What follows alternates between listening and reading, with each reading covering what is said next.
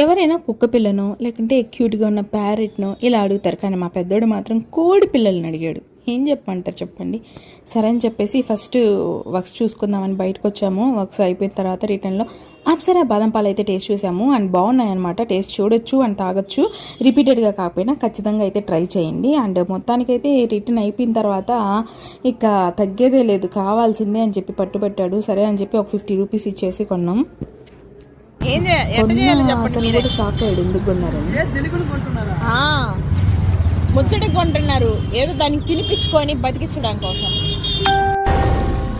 ఏం మాట్లాడుతున్నావురా, నరాలు కట్ అయిపోయింది.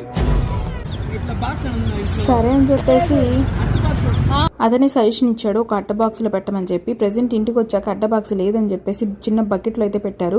ఆ కోడిపిల్ల ఎక్కడ వెళ్ళొద్దా అని చెప్పులు కూడా అడ్డం పెట్టారు మా వాళ్ళు. వాళ్ళ తెలివికి మనం జై జోహార్ కొట్టాల్సిందే.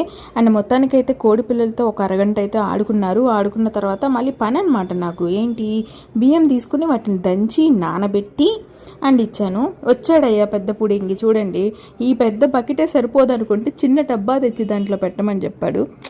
సో వీళ్ళందరినీ వేగేసరికి అయిపోయింది మొత్తానికైతే. సో అరగంటకు ఒకసారి ఆ బియ్యాన్ని దంచడం, నానబెట్టడం, వాటికి పెట్టడం. వాళ్ళైతే హ్యాపీగా ఆడుకోవడం అనమాట. అండ్ మొత్తానికి వాళ్ళ అమ్మ వచ్చేసి ఫైనల్గా డెసిషన్ చెప్పింది ఇంట్లో ఉండడానికి లేదని చెప్పేసి. సరే అని చెప్పి పక్కింటి వాళ్ళు చాలా ఇంట్రెస్ట్గా ఉన్నారని వాళ్ళకి ఇచ్చాము. ఇవి తింటుంటే చూడండి, అంటే పుచ్చుకు పుచ్చుకు అని కొరుకుతాయి కదా, అది పెయిన్ వస్తుంది అనమాట వాటికి.